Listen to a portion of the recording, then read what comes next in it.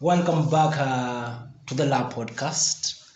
It has been great. We have had a great week. From our previous conversation, it has been great. We're looking at the feedback, Robin. Well, Yes, the feedback has been surprisingly well. You start these things and you don't know who's listening until you realize people are listening. yeah. And from the discussion that we had last time, there are various aspects that we touched in, especially for men and them growing in a society where they really need to be successful. And someone reached out and asked, are we able now to talk on something to do with routine and success, or what brings out the aspect of success? But because from last time we talked about you need to build a value aspect on whatever thing you do, or whatever area that you want to engage in, and as you're building that value, there are different aspects. We talked about sacrifice, we talked about different areas, and today, I really want us to talk about routine, someone having a routine, and how it correlates to different success and different areas. So, our viewers today, I really hope that this discussion is going to be one of a kind, and it is going to help you in one way or another. Amaje, Robin? Salama kabisa. Yeah, so as usual, this is your host and Timorist, and The co-host, Robin Omeka, also known as Enigma Creative. this guy has been running away from performing. We're gonna get him today. So, kicking off the discussion today. Yes. And I'll kick off with one thing that someone has been telling me for a very long time. For you to be successful, number one, the aspect of consistency.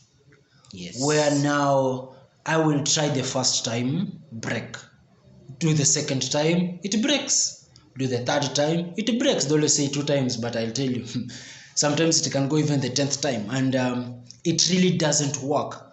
But whatever people really don't understand is the aspect of, if you're consistently doing something, you become efficient and proficient on it.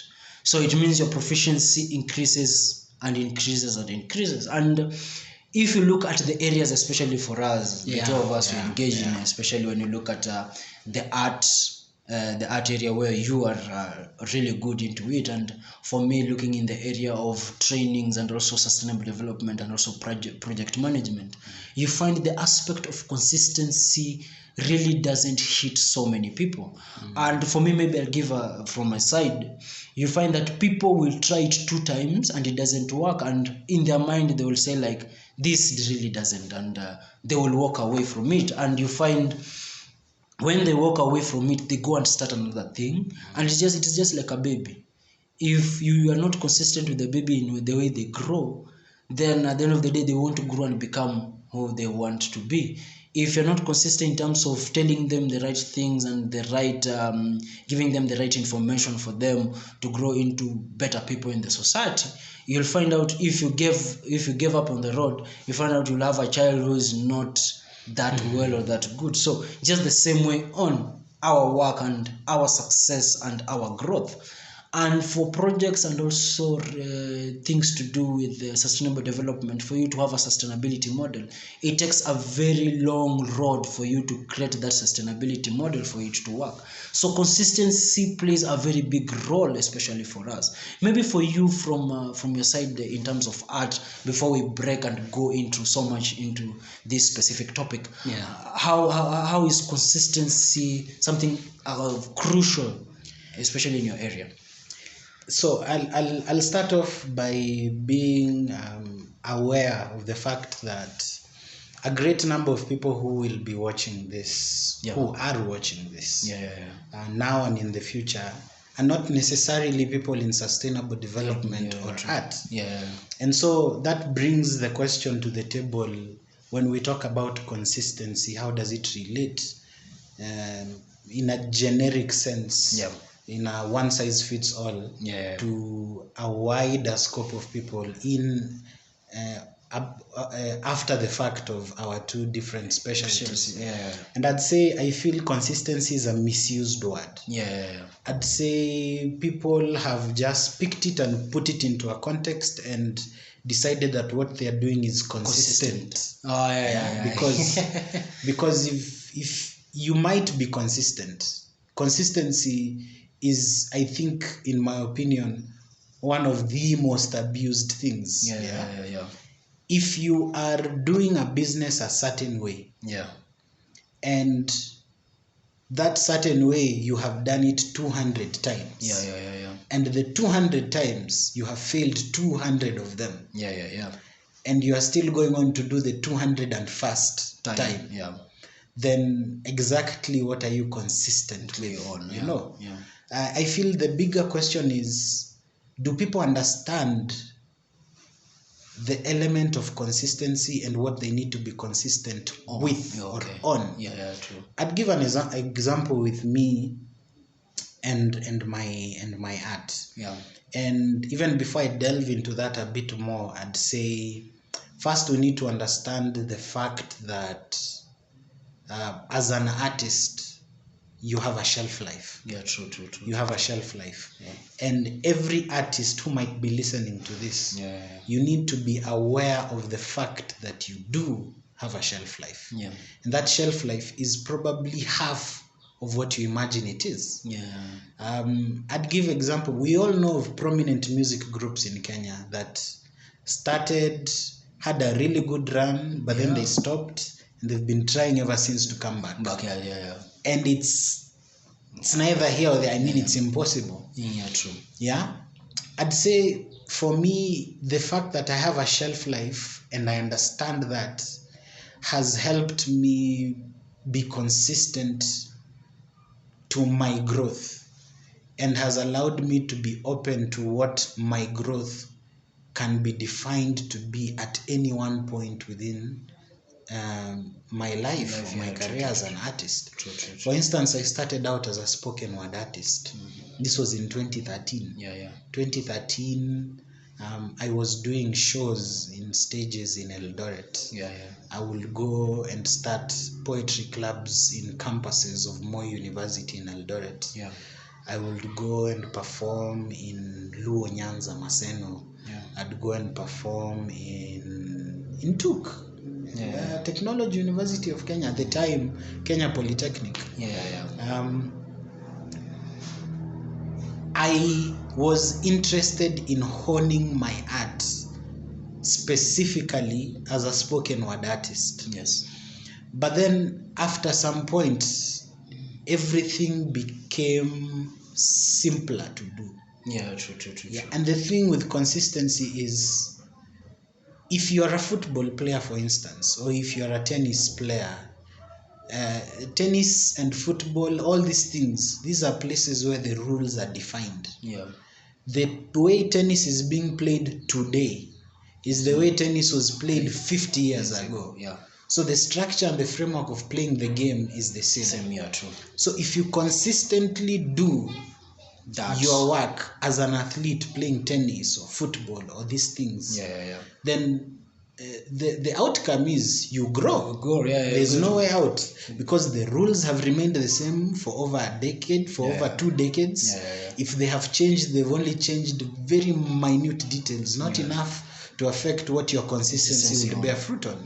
That's why people like Serena Williams have done, there's something called the 10,000 hour rule. If you do 10,000 hours, either deliberately, literally, or figuratively at something, chances are you become the best at it.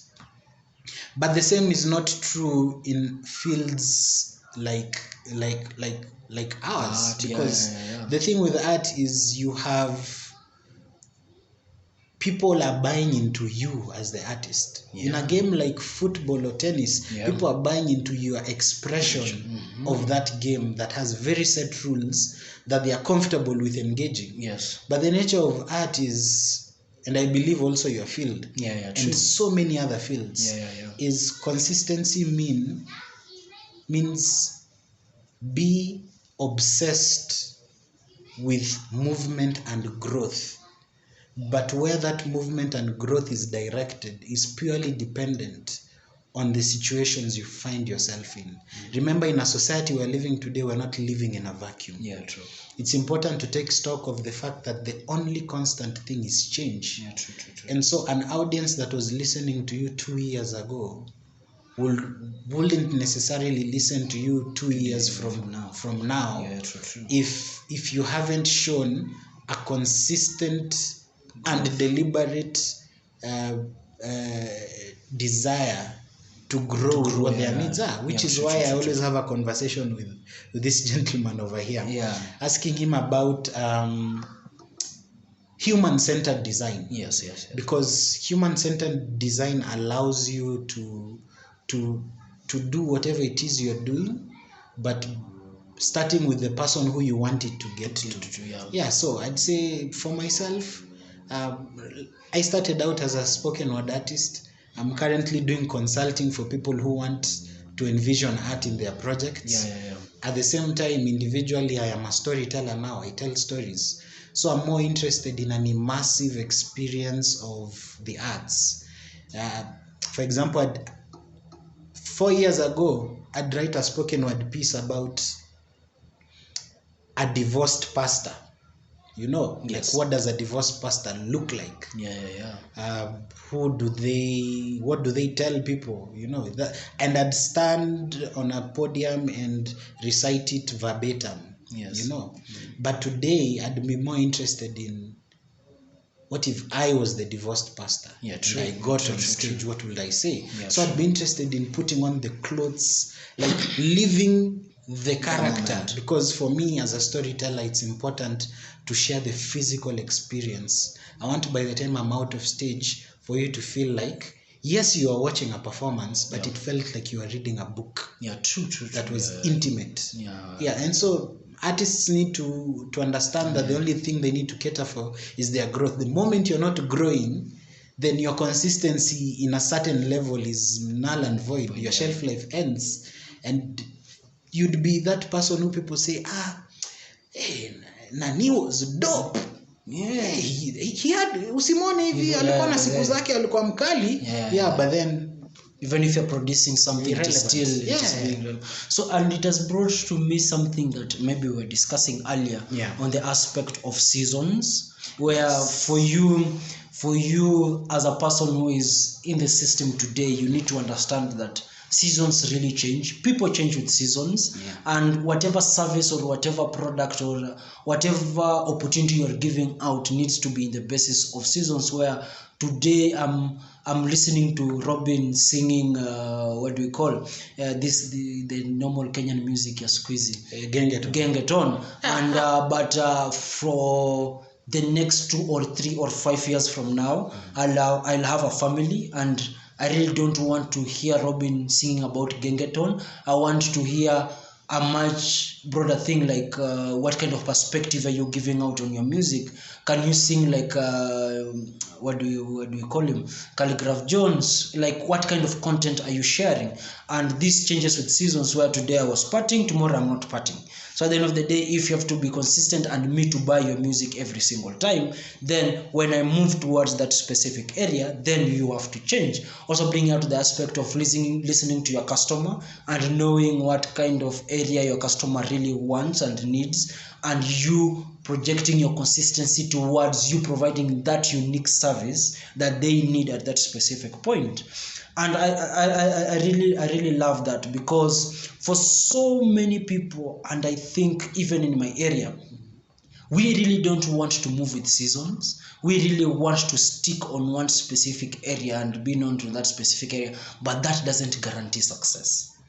Yes, it guarantees you're going to work. You look like you're a hard-working person, but the aspect of it being in correlation with success becomes a very different thing. So bring in the aspect of adjustment by the aspect of needs. So this person needs this specific thing. How can I adjust? Because they always say there is nothing like the customer is not buying. There is nothing like the customer cannot afford or cannot buy this specific item. It is just you have not adjusted to the needs of what he wants. If it is a hotter season, I want to buy a vest. If a shop sells vests, I'll still come to buy at the same shop. We are in the rainy season, I want to buy a raincoat. So at that specific season, I'll come and what do you call? I'll come and buy at a specific shop. So the same way as artist, at this point in time, I am still a young person. I want to listen to things that are going to entice me as a young person. At a specific time, I'm married. Can I still go into my playlist where you have your songs, and at the end of the day, it is going to portray the same message that really portrays something towards me or what I want to think, bring out the aspect of mindset, where different people at different areas need to look at their mindset in terms of changing. Because if this same conversation we could have with people maybe of different areas who are not, maybe have not been open-minded in the basis of us, they will be like, if kama ningechange kutoka spoken word, I wouldn't be here. But that is just an aspect of mindset where you have that fear that if I change and become another thing or do another thing, maybe it is going to be a failure for me. But the fact that you can try and do it, then it's going to work. Like, I'll give an example. For me, I was a counselor. I used to do counseling. Like, I would sit down with the people and talk to them and do every single thing. But when someone reached out to me and told me, I want to teach you project management, from what I've seen you do and what I've seen you speak and how you can talk to young people and they can listen to you, I want you to bring that perspective, but put it under a different venue, a different area, where now these are projects at community level. You're going to impact community level. Can you bring the same thing here? But at the end of the day, these are different environment, these are different activities. And for me, I feel if I was not consistent in the aspect of growth and in the aspect of I will wake up every single day and challenge myself, so that it is not someone else to change who they are for me to move forward. It is for me to look at what kind of area I am living in and change that mindset and be like, I can try this, even remove one or two aspects of whatever I am doing, put it here, then move forward with whatever the system has given me. Then I will tell you, we will be having this discussion. So the aspect of that consistency of, I will wake up in the morning and challenge myself and tell myself, okay, I tried this, you said 500 times and it hasn't worked. It is not the only thing I can do. Then I can challenge myself today and be like, what if I did it in this other way?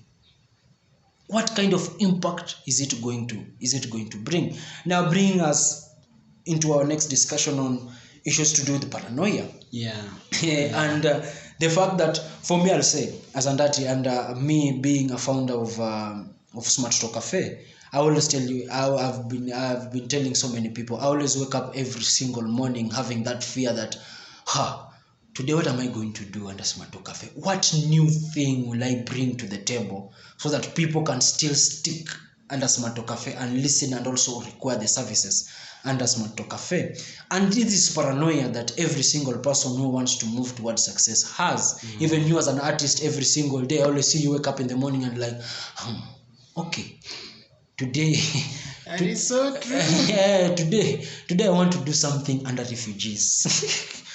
I don't know anything around this area, but I want to create pieces so that by the end of this year, I'm going to have a product and it is going to be in the basis of Enigma Creative, but under this area. And this kind of paranoia that every single person, because anyone who's listening to us, even those who are doing businesses, it is a normal thing under the business. But the difference of separating constructive paranoia and destructive paranoia is something that people really don't want to engage in. Because for constructive paranoia, I'll wake up, look at where has my organization or where is my business at this moment in time? What are the customers need? Who is in my team? And how are they engaging in different areas? Then how can I create systems that can make this thing easier for my team? And also, how can I bring in a new thing into the business I have never done? And having the fear that I might bring it and it will fail, but I will bring it, challenge myself, and make sure that I move to the next step one by one and one by one until I create a solution to whatever is happening. If I have someone who is coming work at late, instead of me coming and bashing them, I'm like, okay, can I look it in the aspect of why do you always come at this specific time? How is your productivity? Maybe you always come because there is someone I came to notice, he doesn't go to work at 8 in the morning, he goes to work at noon. But I will tell you the kind of productivity that he does from noon. He always gets out of work very late. So he'll come at noon, but he'll get out of the job at maybe 11 at night, 12 in the midnight. But you look at his productivity, they'll be like, oh, this guy works so much. He works so much. But for him, he was like, I used to wake up every day early in the morning, but I don't see it is something that is helping me. And that paranoia helped him to create a new system, helped him to create a new routine, helped him to create different perspectives in whatever area that he's working on. So I want us to discuss in terms of paranoia, even from your area, even for you, according to your perspective. How have you been dealing with paranoia? Because for me, at first, it really didn't bring me well. I really wanted to curse, but it really didn't go very well for me. And until the moment I reached a point and I said, okay, I need to take success and failure to be the same.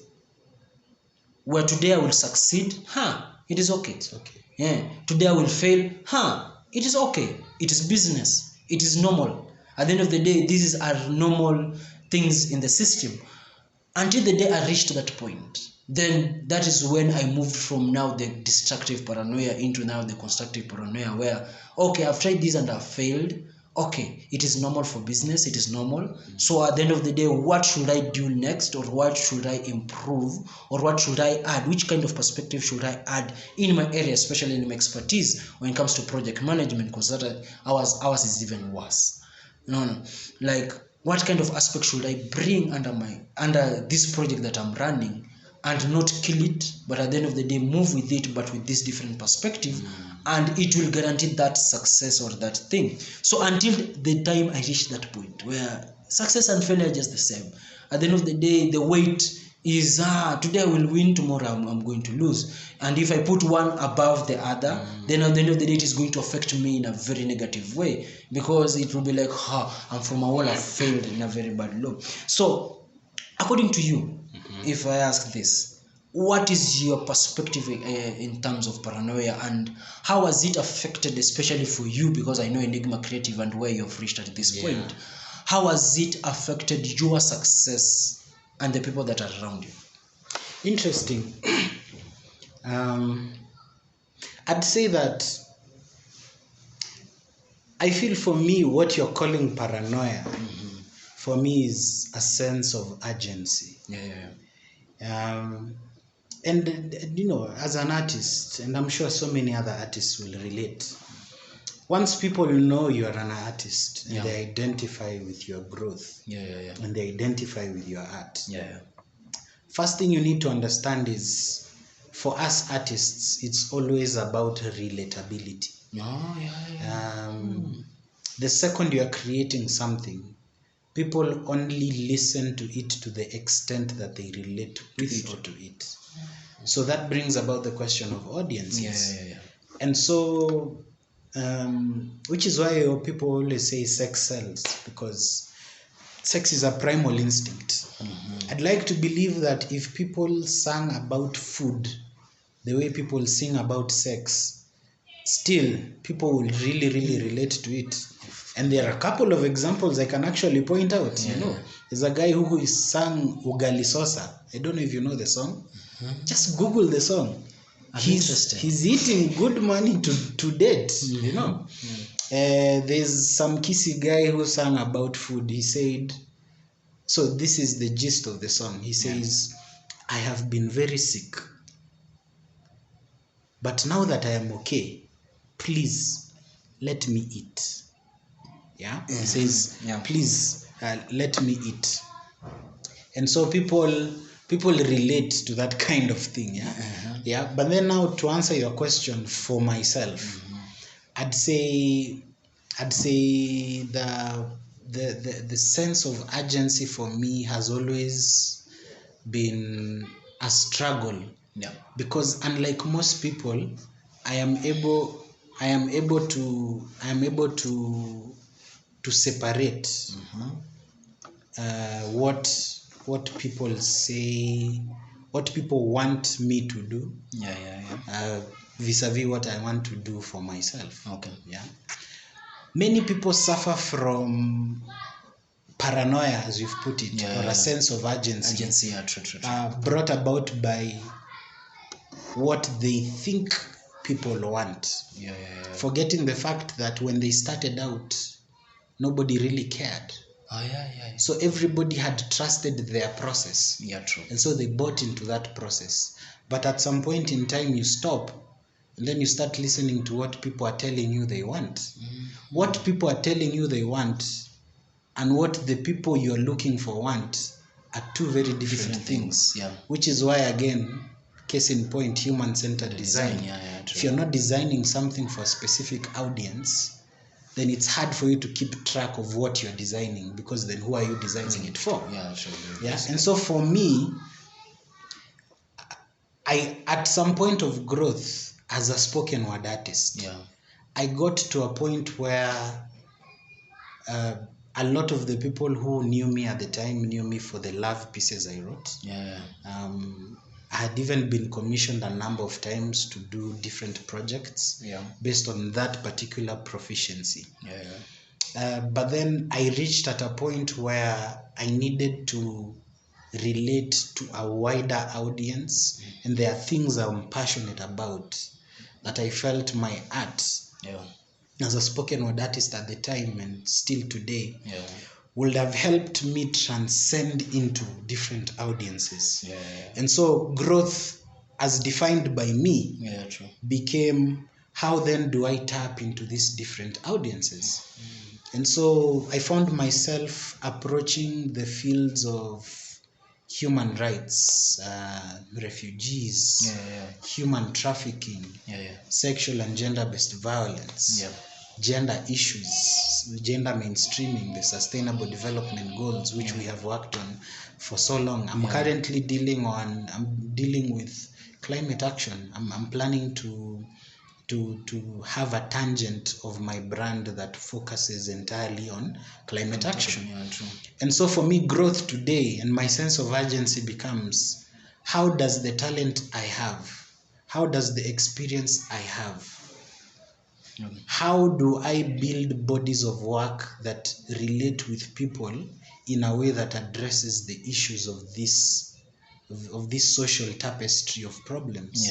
How do I create a piece of work that relates to conservation and forestry and the environment in a way that allows anybody listening to it to understand the intricacies in and of that topic, so that when they hear climate change, it's not something that white people talk about in seminars and webinars and give them pie charts and statistics and